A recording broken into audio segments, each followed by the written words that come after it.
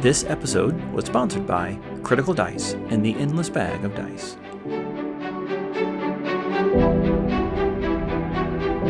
Welcome to the Compendium, a resource designed to help you spend less time learning D&D and more time actually playing. Hi everyone, welcome back to the Compendium. I am your host Casey, and with me is my co-host Jason, and Hi. Walking D&D Dictionary, as I like to call him. We are back to actually finish out the races that are listed in the Player's Handbook. With half-orcs. So last week we talked about half-elves, and we're going into another half-race this episode. But this is going to be a really weird one because we're not used to being in the same room together. Right, yeah, so we started the compendium right before the Dark Times. Mm-hmm. Episode 0, Session 0, the first episode. We were actually in the same room, so we haven't been in the same room for a podcast since then. And so we forgot how to person. Yes. We forgot how to people. And according to our podcast analytics, this also is our 100th episode. Yes. If you count all the little mini episodes that aren't full episodes. So I think it's kind of fitting that now that the Dark Times are slowly winding down, 100th episode-ish, we're back in the same room, right, being a bunch of awkward dorks. Yes. I mean, we got to get back up to game night somehow. Yeah, exactly. Right? So half-orcs. This one's interesting to me because it doesn't have a full race to be half of in the Player's Handbook. And so it's a half of something that you don't really get the full version of or the full look at in the Player's Handbook that it's provided in. And so it's kind of unique because it's not like the half-elf where you're like, okay, here's the full elf, and then, well, here's the half-elf. You're going to combine their traits with these traits. You don't really get to see that other side of it in the Player's Handbook right away. Right, unless you have the Monster Manual where you can look and see the full version of the orc. And I guess to some lesser degree for the tieflings, which are like half-devils or demons, they're also in the Monster's Manual, but we don't call them that because they have cooler names. Yeah, that's true. So orcs are interesting. So for some reason, they've never interested me. And I think that's because I'm not a fantasy person, as you know. Yes. And it's just, triggers that idea of, hardcore fantasy. And I'm like, I'm not interested in that. And so I've never actually really read into them. So when I started researching them for this episode, I was kind of like, okay, these guys are actually kind of cool. They're all really cool, yeah. They're super cool. And I actually drew up a half-orc character because I was like, this seems interesting. I wonder what you would do with it. Yeah. And so I'm actually really excited to unpack this because there's a lot more there than just brute force, grunting, caveman-esque, facade that I assumed orcs would have. Yeah. So orcs are interesting. I think the reason, top level, that orcs get a bad rap, and half-orcs by extension, is that they are fundamentally a group of people that feel everything strongly. They wear their emotions on their sleeves, and they are as diametrically opposed to the elves as you can possibly be. Right? So the elves are about refinement and living really long, and the orcs live very short lives and are about the simple pleasures of life. It doesn't mean that they are simple. It just means that dancing is fun. Winning a foot race, that's fun. Winning an arm wrestling competition, laughing at a silly, stupid joke at a tavern, they are going to find immense pleasure and just love that. But if someone insults them, they will also feel unbridled rage and come straight at you because there's no incubation period there. No, and there's no there's no slider for them. Yeah. It's binary on-off states, right? And so that's kind of their jam. And when you realize that, they're not just rage monsters, but rather that they are people who enjoy the simple things of life, and they will act immediately, impulsively, and strongly to any kind of emotional stimulus, then they become a more clear picture comes into play. And I think that's really cool. Have you seen the movie Inside Out? Yeah. they remind me a lot of anger. Yes. Right? Because, there's that one scene where he's just so angry because Dad said no dessert for dinner. Mm-hmm. And he's raging, basically, in D&D terms. And then there's an airplane. He's like, oh, we got an airplane, everyone. And then it's back down to 0 and everything's fine. And so I feel like he's a good example of what an orc is. Half-orc is that, on-off, like you said. Yeah. Yeah, there's not a lot of, emotional intelligence, but there is a lot of emotion when it comes to half-orcs. So they can be a lot of fun to play, especially when you kind of think of it like that. Mm-hmm. And I really, really kind of dig them as well. I had a player in my game who was a half-orc. Technically, he was a half-orc. Quarter orc? Yes, his dad was human and his mom was half-orc. Interesting. Yeah, but he played it really, really well, and even voluntarily chose to nerf some of his racial abilities because he was only half-orc. I'm sure that came up a lot in the dialogue. It did. It was really in the great. Roleplay. Yeah, it was really great. But they can be a ton of fun to play. But you want to kind of dig into some of the societal stuff and I think an awesome place to start is when I was reading the book. I was fascinated by the fact that their origins of half-orcs, it was basically presented as it was a sign of a peace treaty between humans and orcs. So humans and orcs would get married when there was some sort of peace agreement reached between two groups of people as a diplomatic move almost. And then that's how you got half-orcs. So it really wasn't the same sense of, I don't know, passion that you assume from half-elves, where it's just the human fell in love with the elf and the tragic love story of the human not being able to grow old with, Right. And with this one, it's no, you guys are going to get married because it's going to keep the peace around here. And then these half-orcs are born from, politics almost, and that whole structure was interesting. Yeah, well, kind of. I mean, that can absolutely happen because those are two sides that would need to have diplomatic treaties if they're living and coexisting nearby each other. Whereas with elves and humans, not so much, right? I mean, you get the Tolkien, Mirkwood elves and stuff, but it's a little bit different. But also, too, if they're just kind of be living nearby each other, side by side, the intermarrying is just going to happen naturally, too, so that those acts of passion can also be there, too. But, yeah, so, and the reason it's typically humans, we talked about it before, when we have the half races, that why is the other half always assumed to be human? And I kind of postulated that, maybe their genetic code is the most malleable, they're the least defined, and so you can slap whatever aftermarket, genetic code you want on there, or something. They're also everybody's second best friend. Everyone's second best friend. So exactly. It's easy to get along with them easier than it would be to hit it off with a different race, like an elf. I mean, a half-orc, half-elf would be such an interesting combo, but you'd really have to figure out that backstory on how exactly that happened. That's really good. I gotta write a note real quick. Sorry.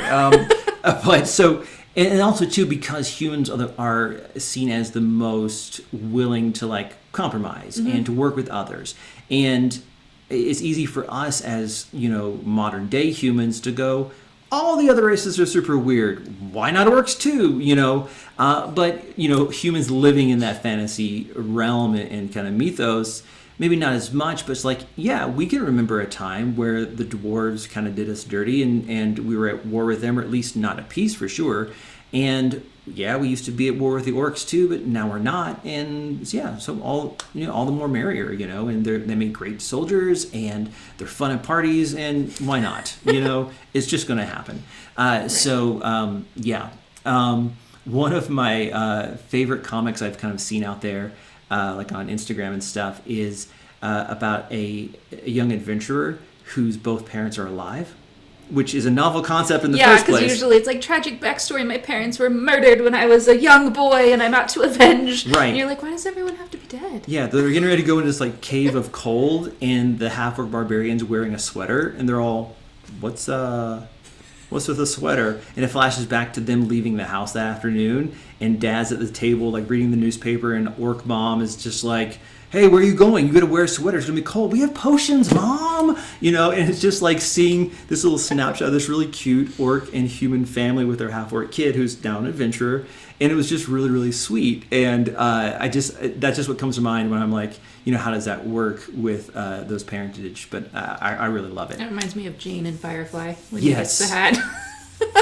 Yes. Yeah. Love that hat. Yeah. I love contradictions in characters. They make the best story. Well, it's like Wash and Zoe too, Yeah. right? You know, like if they had a kid, it'd be like that'd be the best Yes. thing because it's like pretend dinosaur fighting with dad and then target practice later with mom. But unfortunately, he's a leaf on the wind. So, oh, sadness. You had to go there. I did trigger a whole fan base. Trigger warning. You can at me. It's okay.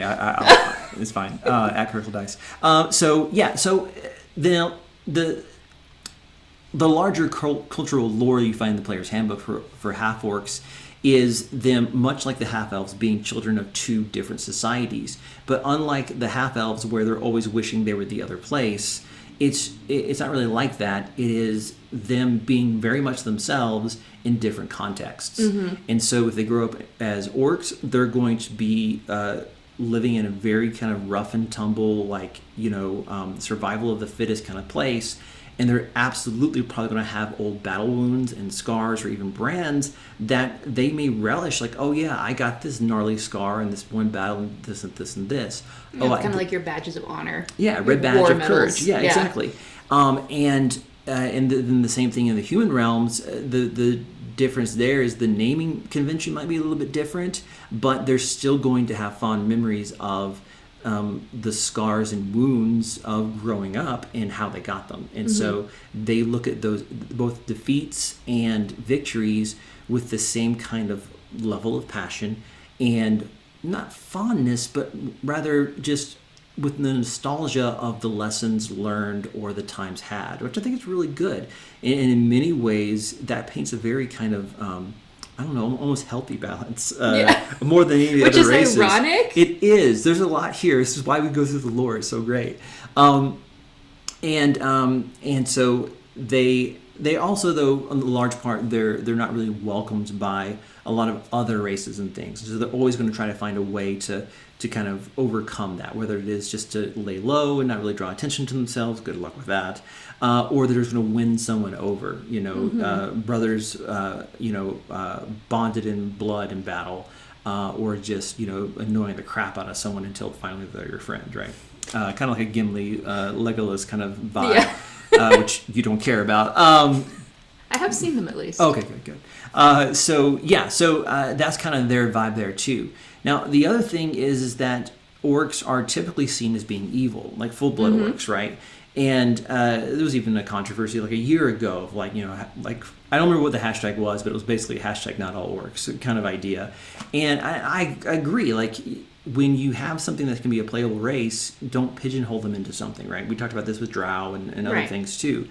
But they actually, in the player's handbook, give a really interesting reason why that happens.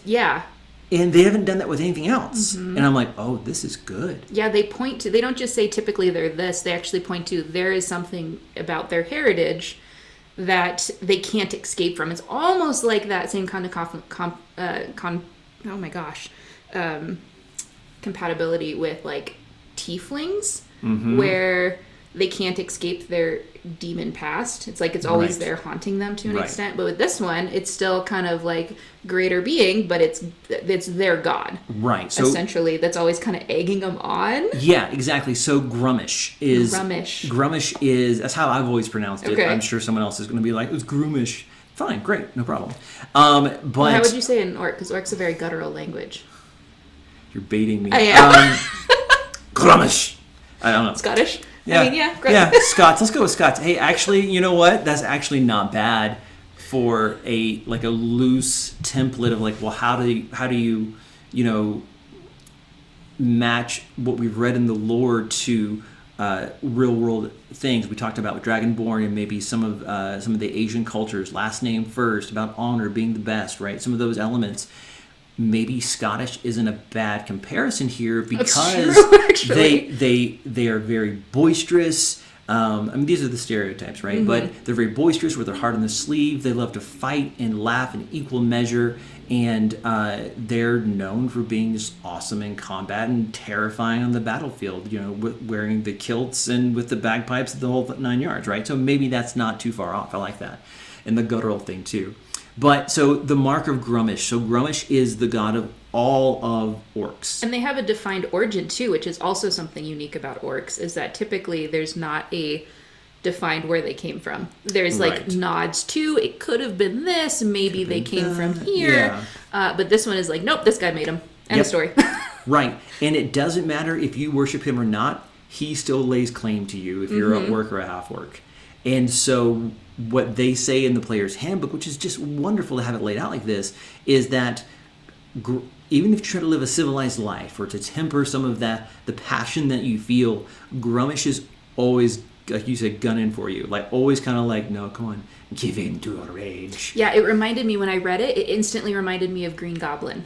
In the Spider-Man movies, where it's just like he's trying to do his thing, but the Green Goblin keeps trying to egg him on to get him to go there.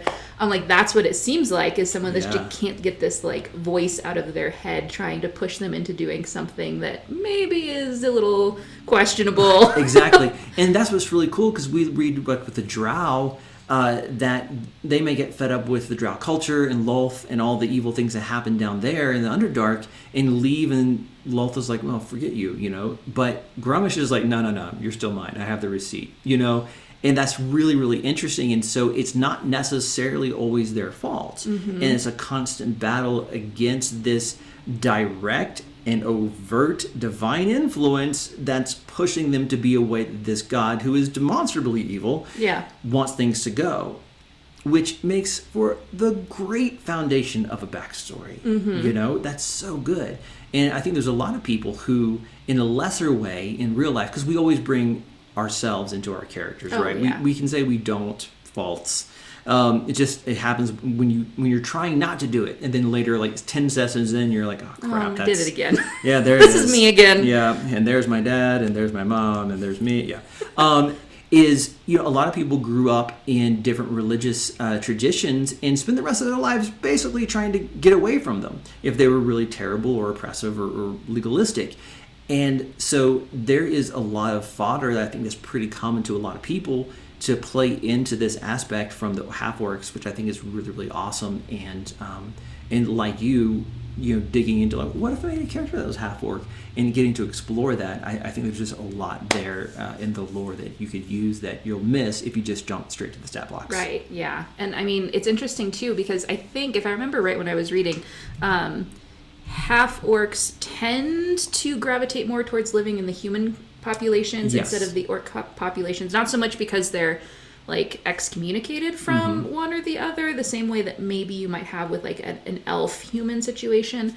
But what's interesting is if you have this half-orc that's living among humans, they don't hear these voices. Right? They have these same urges, yeah. What a strange way to be brought up with nobody else that can hear this voice, especially if maybe you weren't brought up in orc culture and you've never been told about Grummish, but you've got this like voice almost thing in the back of your head, but no one else can hear it. What would that do for your character, for your sanity, for your thought processes, for your behaviors, your actions? Like, everything just opens up in a really interesting way. I love the scene that just popped in my head of like the young half-orc going to the cleric and be like, hey, I hear voices, and they're like, yeah, me too. Yeah, but No, you don't understand. I'm a barbarian, though, not a cleric, so what's up with that? Oh, you so Grummish? Who is that? And getting kind of like the divine lore dump. Like, I think it's a fun scene. I like that a lot. Yeah. So, yeah, it's just the culture there, I think, or the history there is so rich that I think that's really what informs the coolest part of the character. You're going to get some really awesome abilities, which we'll go over in a bit, but that's the part that like has the most meat to it. Yeah, it really is.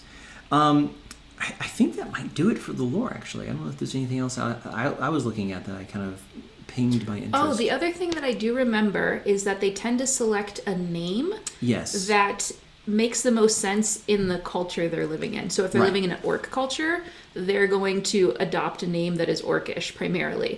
Whereas if they're living amongst humans, they're probably going to pick a name that makes more sense in a human environment. So, and I didn't really pick up on it as the whole like, oh, I want to just blend in. It was more of, I don't know if it's like a respect thing or like this is the environment that I'm in. I don't know how you would... I think it's just being a product of the environment you're raised, right? It's just... I don't think it's more complicated than that. I think they just mimic the society that they're born and raised in, like we all do, and just roll with that. It would be interesting, too, in a role play, like, your party only knows them by their human name, and then all of a sudden you encounter a bunch of orcs, and they introduce themselves as something completely different. Yeah. And the party's like, wait, who? That's not who you are, or some kind of weird, interesting dynamic there. It's like high school Spanish class where you have to pick a Spanish name. Yes. Especially if your name doesn't work in Spanish, like Jason. J's are weird.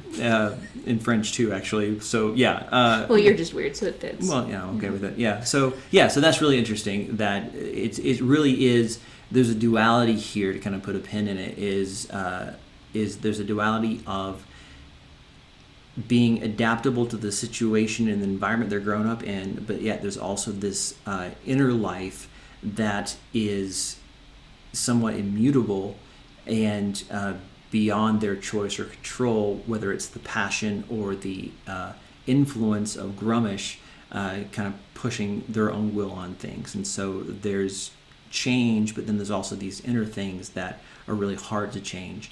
And so it makes for some really complex characters. Yeah, so let's unpack what they look like. Oh, yeah, sure. Right? Because it's a very interesting blend of a lot of different things, I think, in their own way. They're very distinct, first of all. If you see a half-orc, there's no question about what they are. Like, you know it's a half-orc. Yeah, exactly. Unlike the half-elves, where it's like, are they human or the elf? I don't know. Yeah, they look like one to the other. Right. It's like, no, you know what this is. Yeah. Exactly. Yeah. So half-orcs, they typically have kind of a grayish, dusky skin.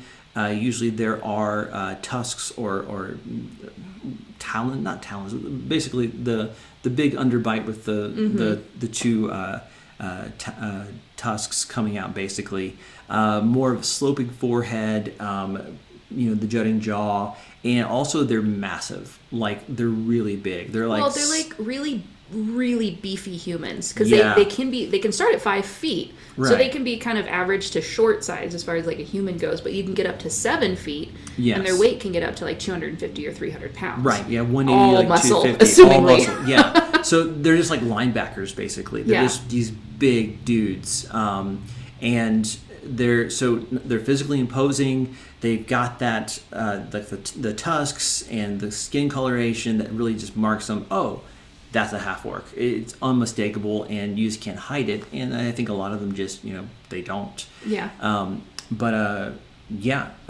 again, too, because of the cultures, especially if they grew up in orc culture as opposed to human culture, there's going to be war wounds. There's going to be brands that they may or may not try to hide, or even revel in the fact that they have a tattoo or brand over their eye, or there's this wicked scar on their arm or something like that. So it does tend to give them a very intimidating and wild look. It's like when you're at the grocery store and you see like a mom with a couple of like little kids, and there's like a dude coming down with like full sleeve tattoos, biker vest, and she's like shushing the kids over to one side, and it's like, I know that dude from church. It's fine, but like it's a very intimidating presence, and you're like, okay, yeah. So it makes a lot of sense. Right, but their size is still medium. They're still medium, right? Yes.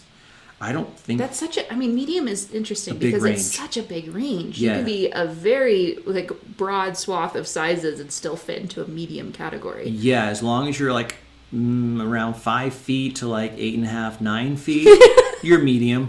Like 80 pounds to 300, 400 pounds. Like, I don't know. It's just a very... Yeah, it's pretty wild. Yeah, but then again, the two, like,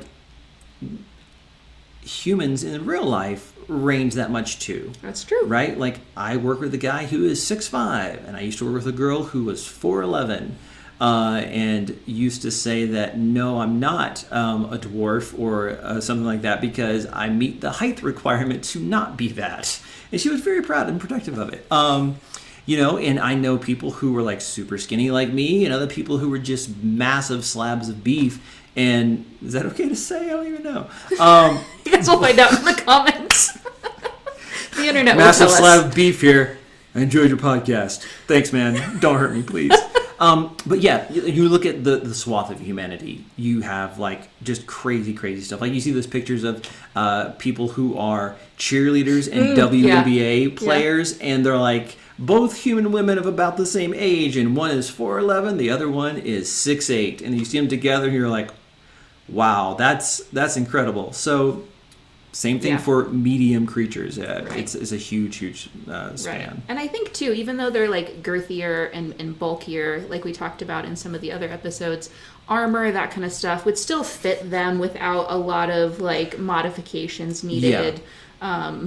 You could just assume you'd loosen some of the laces to get it to the right, muscle shape. No, yeah, exactly. And a lot of armor is made like that. Even, when you go to a Ren fair, you can see that there's like buckles and straps and under usually a tunics couple and zippers. Things. Yeah, hidden zippers, zip ties, that kind of stuff. But you're right, though, that huge range of, 5 feet difference of different medium creatures, that could pose some problems, but this is the one place, thankfully, D&D 5th edition doesn't really lean into that. It's kind of look the other way. It's kind of hand wave that away and stuff. So I'm kind of happy about that. So one thing I did find interesting about half-orcs is that if memory serves, so far they're one of the races with one of the shortest lifespans we've seen so far, which is shorter than humans, which is what fascinated me, because they go up to about 75, and I think humans aren't much behind or above. I think they're like 80. Yeah. But that was really interesting that they have the shortest lifespan out of any of the races that we've seen so far. Yeah, in fact, they mature really, really quickly, like the Dragonborn. 13, 14, I think. So half-orcs, like about 15, I think, is the number that I saw, or 14,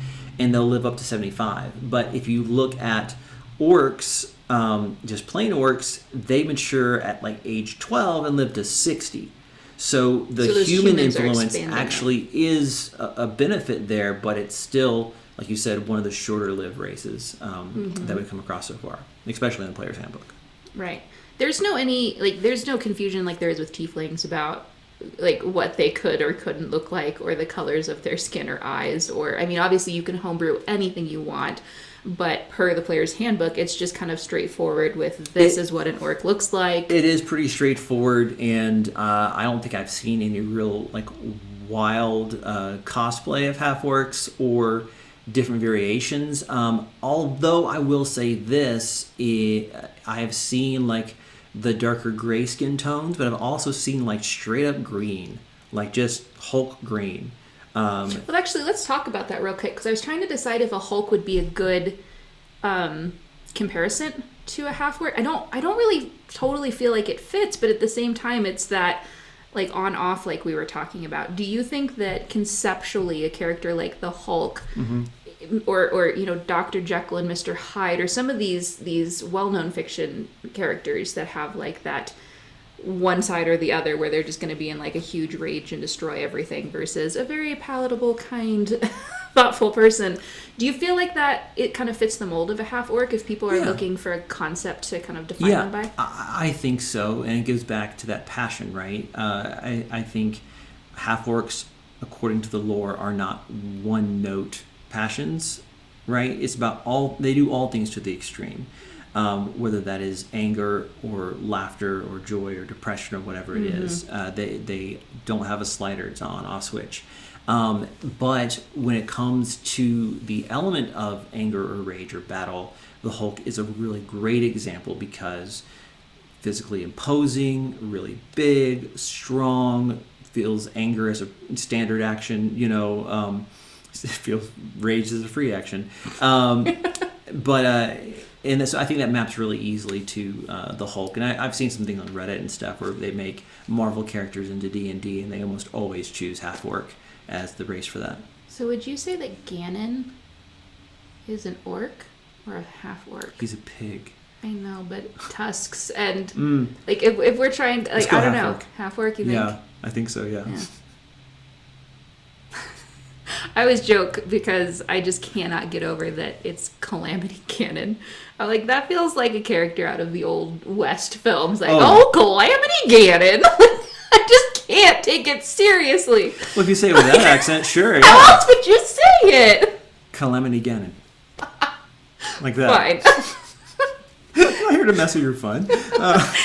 Anyways, All right, you were getting yeah, some so of the that's what they stats. look like. So yeah, let's open up as to some of the really cool things that you get by playing a half-orc, and then we'll dive into some ways that maybe you can use those traits and kind of leverage them as a character to just build a really interesting, diverse character. Yep, let's do it. So half-orc traits, the ability score increase, strength gets +2, and the constitution gets +1. Makes a lot of sense. They're very physical, very martial, melee kind of characters. Do what you want, but that's kind of where they lean. We talked about this before. The age, they're going to mature around 14, live to be about 65, 75 years old. One of the shorter-lived races. Alignment, again, alignment is descriptive, not prescriptive. So half-orcs inherit a tendency towards chaos from their orc parents and are not strongly inclined towards good. Half-orcs raised among orcs and willing to live out their lives among them are usually evil. And we've kind of talked about this before, that they are products of their environment, and it doesn't seem like there's a lot of like second guessing or worrying about that. But if they're raised in an environment where we typically see certain actions as evil, then they're just kind of go along with it. Like they don't really have a strong reason to like not do that. Well, I also like that it specifies like raised in chaos, because chaos doesn't inherently have to be evil, and there is a chaotic alignment. Where I think like a chaotic neutral would be the ideal alignment for a half-orc, because you were raised in that concept where chaos is just the norm. That's just mode of operating for you. And then neutral kind of comes from a full-orc would tend towards the evil. But since you're part human, but you still have that voice in your head, like you're kind of right in the middle. The pendulum's not necessarily going to swing one way or the other. I mean, obviously, again, you could write your backstory to be a lawful good half-orc, which would be really interesting. Yeah, I could see very easily them like joining some kind of divine order that helps them to like to be a paladin or even a cleric, where they want that discipline, and because they feel like they need divine help to go against a divine kind of mandate or needling from Grummish. So that makes a lot of sense. They might choose like Helm or something like that, where it's very rigid and disciplined and stuff. Like, so my father-in-law is an old school ADD kid, right? Like the stories they used to tell was that the barber wouldn't cut his hair because he wouldn't stop moving in the chair and he was going to hurt him. And so he joined the military like the second he could, because he needed that discipline in his life. Otherwise, he was going to be a basket case. And so I could see something like that going on. Yeah, that discipline of you do the same thing the same way every time. And so I could very easily see that. But again, with alignments, do what you want. But yeah, so size, medium for half-orcs, range between 5, 6, 7 feet. But the size is still medium for all intents and purposes. Strength categories, all that kind of good stuff. And then speed, 30 feet, not really surprising there. And then they also have dark vision. So bright light, no problem. Dim light, you see like it's bright light, and complete darkness, you see like it's dim light, but again, shades of gray. Right. I will say, when I read that passage, which is it just reinforced why we started this podcast, I thought it was implying that they have superior dark vision. Because when you read the passage, it says you have superior vision in dark or dim conditions. And I was like, wizards? Could you separate some of these words a little bit? Yes. Because I had to read it 3 or 4 times to be like, no, it's just regular dark vision, but they're using the word superior because it's better than other people in dark environments, which is what dark vision is. So that was just kind of like, wait, which one is it? Just say excellent, not superior. Yes. Yeah, exactly. But yeah, so they're one of the dark vision race options, which is always great. And then they also get a bonus skill. They have proficiency in the intimidation skill, which makes a lot of sense, right? And this listing, I love it, is called menacing. They just stand next to someone and growl. Yeah, exactly. They're like, can I help you? Guttural throat I want noises. your snow cone. Here you go. I'm Batman. Yeah. So, so they're intimidating just by the nature of who they are. And again, I think with the lore we talked about before, that makes perfect sense. And it doesn't mean that they are always like, the muscle for a mob boss looking for a shakedown. That's just how they come across. It would be really entertaining as a DM to set up a mechanic for someone playing a half-orc where when they're trying to do something like ask for an ice cream cone, they might unintentionally be intimidating. Like, you know, making a roll for that or a check, and like having to deal with the mechanics of like being scary when they're just trying to say thank you or something. Yeah, which goes along with the whole grimace thing too. So it's like, I want to try to do this, or I make a persuasion check. I got a 5. Okay, now I need you to make an intimidation check.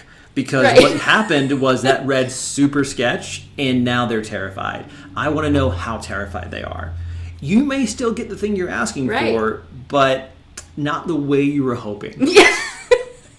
This town now really fears you, not loves you, but you're still welcome there. Yeah. So. You're Grog, stealer of snow cones. Explain that one in your next tavern. I'm cool with it. Yeah. And then this is one of the cool, very, very cool abilities. So they have something called Relentless Endurance. Basically, anything that's going to reduce them to 0 hit points, but doesn't kill them outright, like, you know, disintegration or power word kill, or that like double damage, the double their max hit point deficit we talked about. It instead reduces you to 1 hit point, and they can just shake it off. Which is, especially for a level 1 character, oh my gosh, it's phenomenal. You get a do-over, but it only works once a day. Right. Once per long rest. So after you kind of pop off that ability, now you have to be careful. But this is really great, like where the memes come from, where the barbarian's like, I still have 1 hit point. Let's keep going. Right? So, but that's really, really great because it's going to save you a healing spell or possibly a resurrection. But just, you know, don't overdo it too much because it could bite you in the butt. But it's great to have that. They get to fight with a net. They get to go into combat with a net. Yeah. Which is really great, so I like that. But the first time they fall in the net, it gets a tear, and they have to... Yeah, they have to mend it every night, yeah. I'm taking that metaphor a little too far.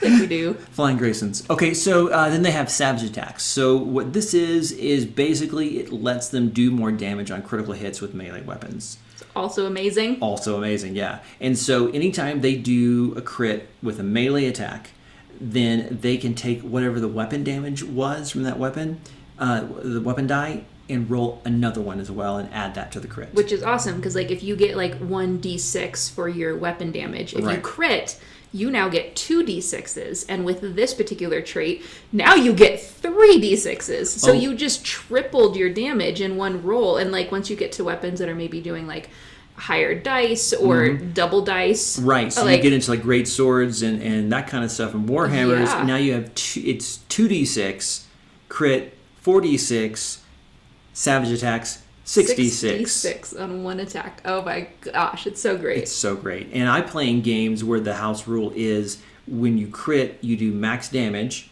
and then you roll it again to see what else happens. So that would be 66, 6 times 6, and now roll it again as well. So you could easily just like be doing like 75 points of damage in a row. It's just at level 1. Basically, yeah, you could. Yeah. Which is also incredible. Like, level 1 characters are usually, like, limping along, and Half-Orc would be over there like, I'm good, guys. Oh, my gosh. Let's go. That's so good. Imagine Divine Smite on top of that as well. Okay, not even getting there now. So I'm making new characters now in my head. And then languages, the kind of the norm. They read, write, and speak common. Oh, my gosh.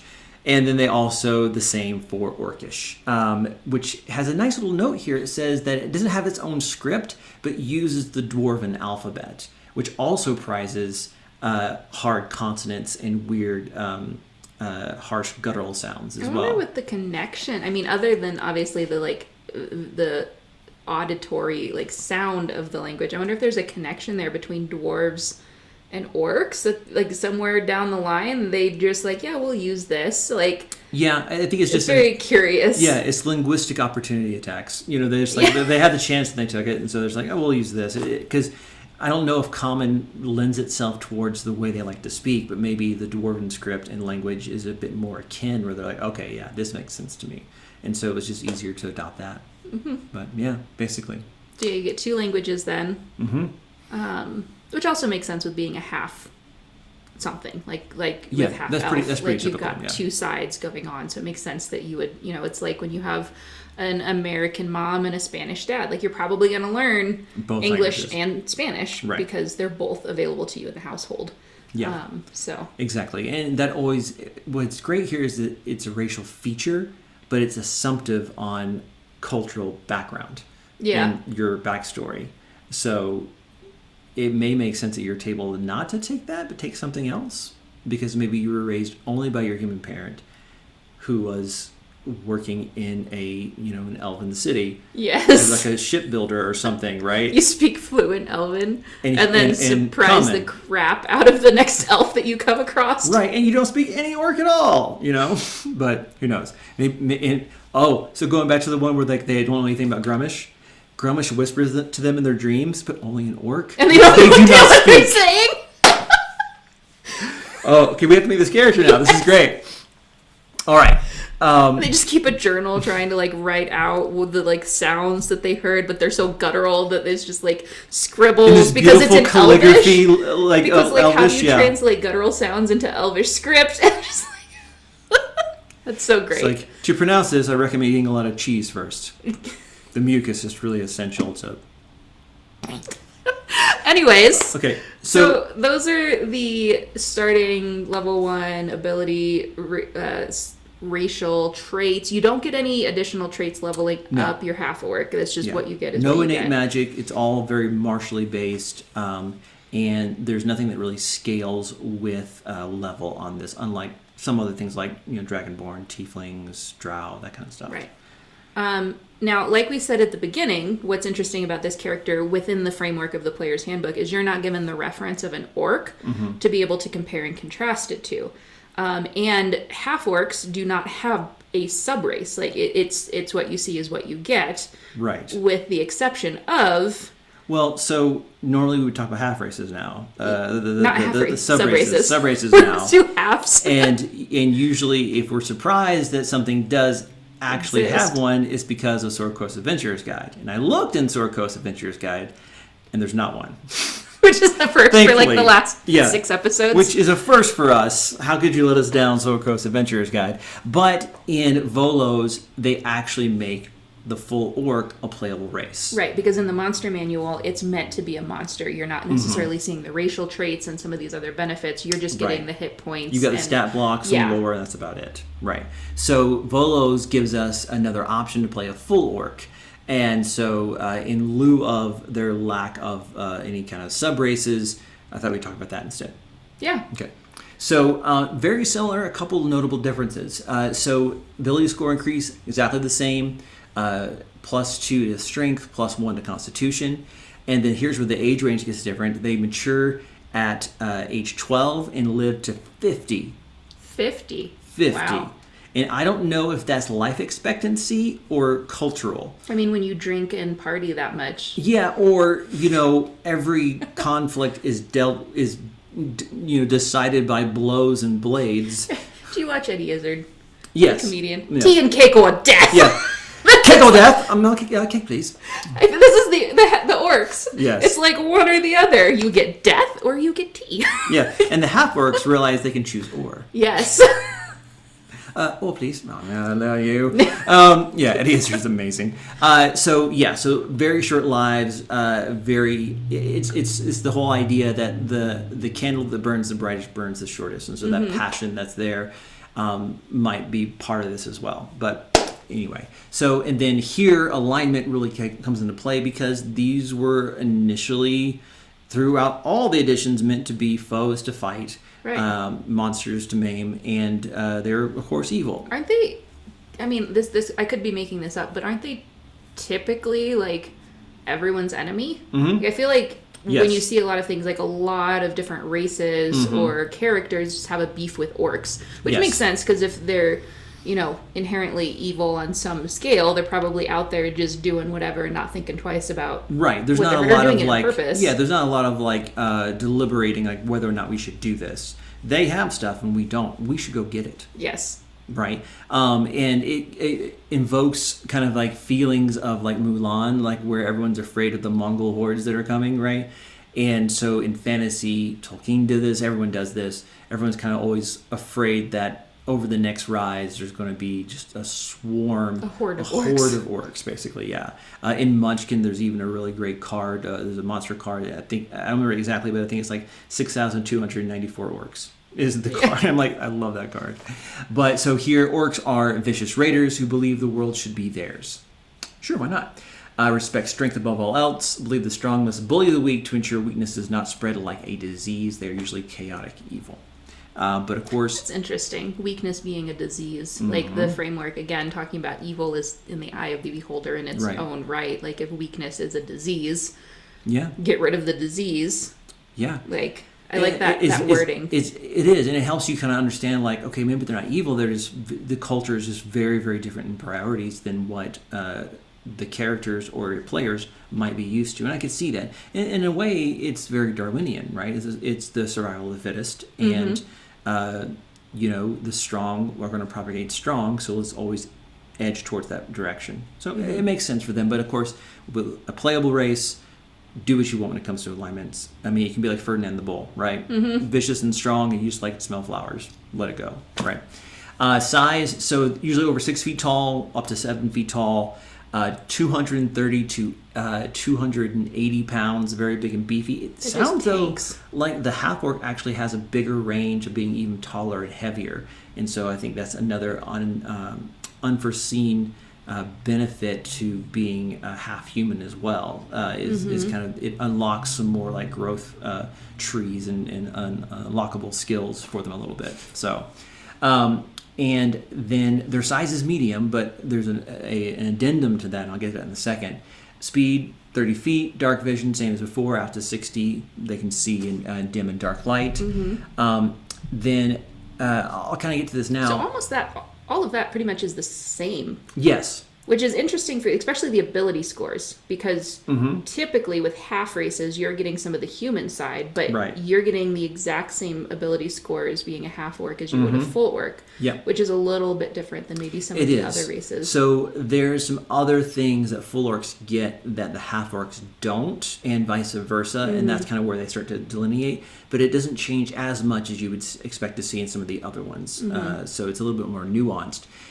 Even though they're medium, they have something called a powerful build. When we talk about Goliaths later, they have this too, where even though they are medium, big medium, but medium, they always count as one size larger when you're trying to figure out the carrying capacity and how much they can push, lift, and drag. Oh, that's not confusing. Right, and so there is a table, I don't know where it is, it's in the DMG, but basically, you know how much you can lift because of your strength score. If you're large, it's times 2. So for them, if they could conceivably carry like 230 pounds according to their 250 pounds because of their strength score, because they're in full orc, they count as being large, so that's actually 500 pounds. Wow. Yeah. It doesn't change like combat prowess or anything like that. But as far as lifting a boulder out of the way, exactly, yeah, or throwing a horse, or just being the guy who carries. Personal experience with that one. No, for legal reasons can't talk about it. But but also like just the guy who carries everything, right? Or being able to carry really massive weapons is not being a very big burden to them, things like that. So it's kind of fun that way.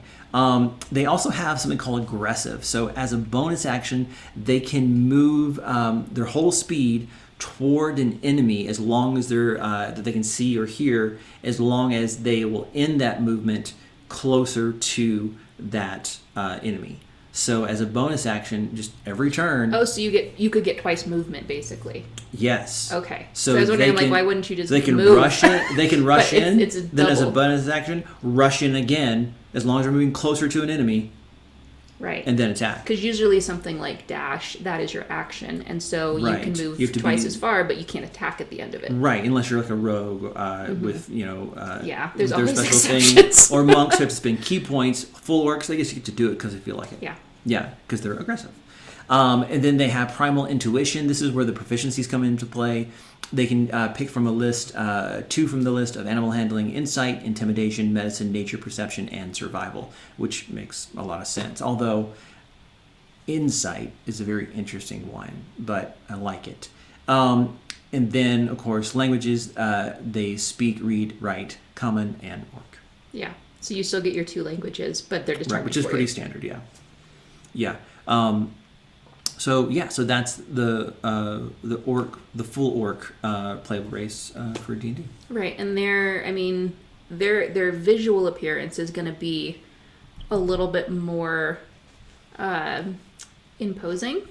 Yes. Right, because you don't have that human watering it down, for lack of a better word. Yeah, exactly. So they're going to have some of the same problems, and they can choose from their list the intimidation instead of it just being given to them automatically like the half-orcs. But it doesn't have to be. Mm-hmm. But they're still very imposing and impulsive and aggressive by nature. So it's a little bit different. So why would... I feel like half-orc, well, or maybe full-orcs, what would trigger an orc or half-orc to go out and adventuring? Is just the idea of, like, glory and honor? Because if they like to party and have a good time, they probably want to stay where there's parties and good times. Right, but fighting is also a good time. That's true, and you've got Grung back there being like, go kill something. Yeah. Get Grummish being all like, kill them, kill your parents. Yeah. Like backmasking on the old 80s records. But, yeah, also... for them, I think the answer might be the easiest of all. Why not? That's true. Right? They're just like, sounds fun. Let's do it. Impulsive in their own way, yeah. Yeah, we're going to go to this next city and see what trouble we get into. You in? Yeah, sure. Yeah, of course. Why did you ask me that question? Of course I'm in. I'm already packed. Let's go. So, yeah, the clearest, I think, the obvious choice for class pairings when you're talking about orcs or half-orcs. Or wine and cheese pairings. Yes. Is barbarian. Yes. But I feel like that is too easy. So it is easy. I'd be interested to look at some of the other classes. That would be a really interesting companion to that race. That's not just the brute force, like continuation of that concept of brute force. Yeah, because that's going to work well for you. Like if you want to be a tank, be an orc barbarian or a half-orc barbarian, and you're going to do a lot of damage. That's the thing. Like if you go with the grain for your class race pairing, anything that's martially oriented is going to be great. In fact, if I remember correctly, on the page for Paladin in the player's handbook, the example they show artistically is a half-orc. Oh, okay. If I remember this correctly. And so, fighter would Paladin be great. Makes a lot of sense. Paladin would be awesome, especially if they're driven by, as we said before, Grummish, or a different deity as a way to kind of temper those urges. But yeah, anytime that you're going to be a frontline fighter, a kind of a tank, using melee weapons, especially if they do a lot of damage, that's perfectly great to go that way. To go against the grain, kind of off-label usage of the class race pairings, I think it'd be really interesting to do like a rogue, because it's a class stealthy, inherently suited to subtlety. Yeah. With a race inherently not suited to subtlety. See, I was thinking wizard, because you usually think of squishy little wizard. Right. And so you're pairing squishy little wizard with, like, big built race. And there's a stigma with half-orcs that they're dumb, but there's nothing in the lore, nothing in the stats that they have to be dumb. Not at all. Right. Not at all. And wizards are typically seen, like I said, really squishy, skinny kids, like myself. But they don't have to be. That wizard can be swole. It's okay. Mm-hmm. And I think also we've seen this in Critical Role where Ford is a warlock, which makes a lot of sense. Oh, yeah. I've heard that a lot, that half-orcs and orcs are, like, really great companions with warlocks. Right, because there's Pact with the Blade, which gives them a lot of that martial stuff back in there, too. So it ends up being a kind of a backdoor way into those martial classes again, which is kind of fun. And it's that, like, the whole sell your soul for this one thing is like, why not? It goes back to that, like, why not? Yeah, sure. I'm not going to live that long. Yeah, my soul. Right? My life is already short. Am I currently doing anything with the soul? I'm not really aware. I'm not? Great. You can have it. Sure. I'll take a 1d6 Maybe you'll get rid of Grung. Maybe you take my soul, will go with you. Yeah. Will Grummish go with you now? Because that would be great. Yeah. Is there a fine print that I could look at in this contract? Also, I unsurprisingly would say bard. You just think bards go with everything. And they do go with everything. That's because they do go with everything, Casey. Thank you for making my point. But no, because think about it, like that passion, that joie de vivre, of just like wherever the road takes you, and just like, yeah, I'm gonna be singing in here, and I'm in a bar fight over there, and later I'll be in the dungeon. I mean, you could even go with like the circus performer act of like strongman. Yeah. Right? For sure. Or like the people that come to like pay $5 to see the scariest creature around, or I don't know. Like you could be the performer that's maybe the like Ferdinand likes to smell the flowers, but you put on the show of being the big scary evil creature, and people pay you money to just look at you, and you're like, okay, that's easy. Yeah, exactly. And you're like doing an illusion for like the barker. It's like, he's not even really there. You run the whole show, but you're the one in the cage. That'd be really awesome. Yeah, and there's so many different colleges now for the bards that you could find one that would make a lot of sense, going with that kind of passion on your sleeve kind of idea. So that's kind of where my mind goes. Also, I was thinking about this earlier today in the car. Artificer would be really a lot of fun. That's not one that we've really brought into pairings much until this point. It's other not, than because it's relatively new. Like, Artificer has come out since we've started the podcast. See, Artificer seems like, and again, there's nothing to imply this, and it's just stereotyping this race, I guess. But they seem like they wouldn't be able to finesse like tools or other things. Like I think of Artificer and I think of like, oh, you're building a pocket watch with these tiny little gears and this other stuff. That's not always true. There's Artificer armorers too, who are making the cool gauntlets and shields and breastplates and all this other cool stuff. Like he couldn't, the half-orc could never find armor that fit him right, so he's like, I'm just gonna make it. Screw it, I'll do it myself. Take my anger out on this piece of metal. Is he okay? Yeah, he's been forging for 36 hours straight. I don't know how he does it.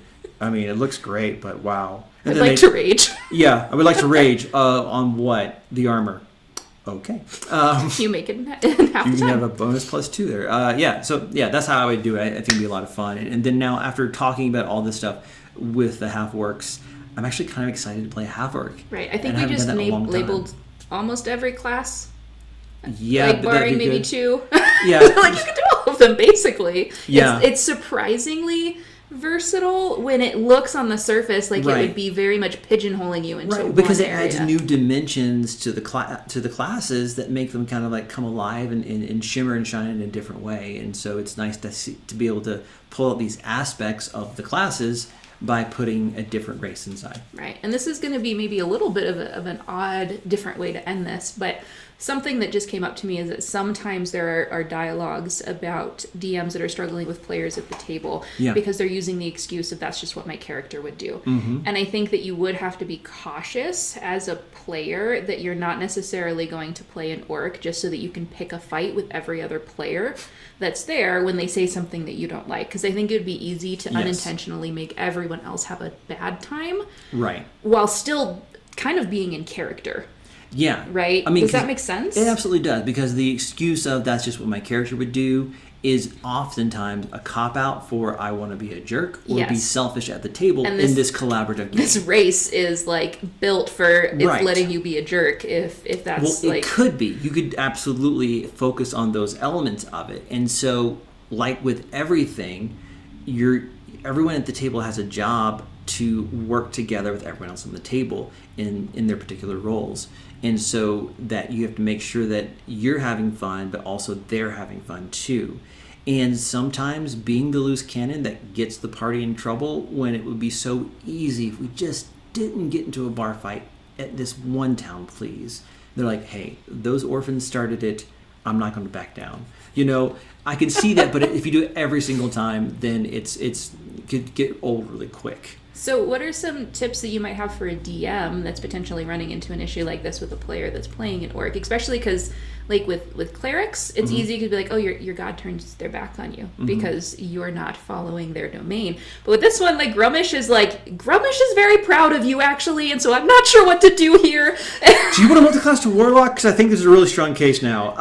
So what would you recommend? I mean, obviously communication is key, but have you ever run into situations like this? So there's 2 ways to do this. One is outside the game, one is inside the game. Outside the game, just talk to them. Yeah. I know that a lot of people who play D&D do not like confrontation. You have to do it. Which is funny because I think people play D&D because they have a safe place to have confrontation.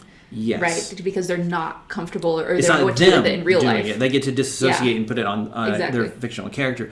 But you just have to do it. And it's very much that Benjamin Franklin quote, an ounce of prevention is worth a pound of cure. Absolutely. Hit it early, pull them aside. Hey, I know that you're having a blast.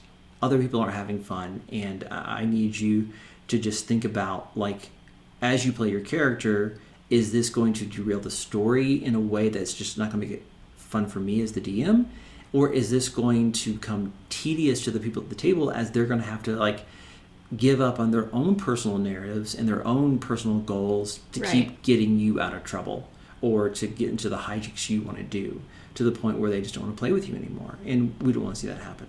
The way to take care of it inside the game is simple: real world consequences. And because I'm thinking in particular, Critical Role, Campaign 1, Scanlan and Grog, they get into so much trouble everywhere they go. Like towns that are really critical for them to be able to visit at will, where they're murdering shopkeepers and guards and hiding the bodies poorly, and almost get them kicked out. It's like, oh man, this is going to go bad. And Matt just leans into it like, hey, this is what you guys chose. Because it's like, they're like, this is what my character would do. And he's like, this is what my town would do. You guys are about to get in a heap of trouble. And the rest of the party is like, we need this town. Stop it. You know, it was funny, but they also knew where to pump the brakes. So I think real consequences for real actions is a great way to do that in the game. Right. Thank you guys so much for joining us this week on the Compendium, where we are talking about all things D&D, helping you spend less time learning and more time actually playing. This episode was sponsored by the Critical Dice and the Endless Bag of Dice, where you can get a new set of dice delivered to your door every single month for as little as $6.99. Click on the link in the show notes to learn more. Make sure you subscribe to our channel if you enjoyed listening in this week, so that you know every time we push out a new video. And also leave a comment below if you learned something new in this episode that you didn't know before. Thank you so much for listening in. We'll see you guys next time.